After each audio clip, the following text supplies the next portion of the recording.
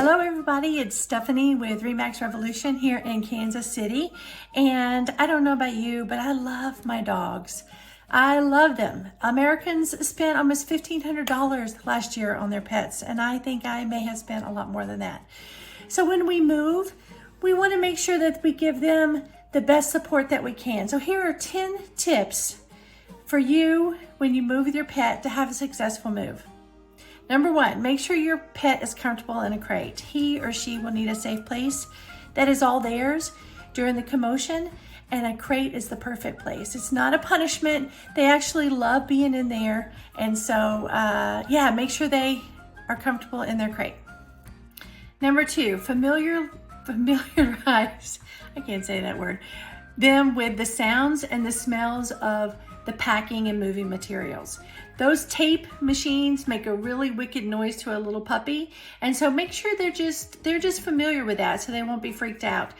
Boxes smell different in your home, so make sure that they have had time to maybe play on some boxes before they've been folded, just so that they're familiar with those smells and those sounds when all the boxes come in the house. Number three, try to take your dog on a walk around the new neighborhood if you can. This will give them, a chance to mark in some places, to put their scent down, and to also smell the other dogs and the cats and the people in the area, so they won't be so freaked out when they get there and it's a new area. Number four, keep your pet's routine as consistent as possible. Make sure that they're eating at the same time, no matter what. Even if you've got movers in the house, maybe you have to say, listen guys, I need you to step out for 10 minutes. We're gonna have to take care of something. But make sure that your dogs have a consistent routine of potty breaks and play time, exercise time, and the food time. Number five, increase your pet's exercise. This will go a long way to cutting down on stress and get all of that stress out of their brain that they're kind of building up. Make sure they have a release for that and increasing their exercise time a little bit. Number six, this one has really worked well for us. Make sure you have some blankets on hand that are in their crate if it's safe. Make sure it's safe. But make sure you have some blankets on hand that smell like the old house, that smell like you, smell like them, so that so they have something familiar to smell when they move. Smell's a big thing with dogs, I don't know about cats. I'm not a cat lover, but I like cats, but I know for dogs, smell is a big thing. Number seven, introduce your pet to new people gradually. When you get to the your new home, just make sure they meet a person every week or so. Just make sure that you kind of gradually introduce them to people. A neighborhood potluck may not be the time to introduce your dog to everybody. It might be a little bit too much, so make sure you just take it gradually. And the most important thing, number eight, is probably to be patient with your pet.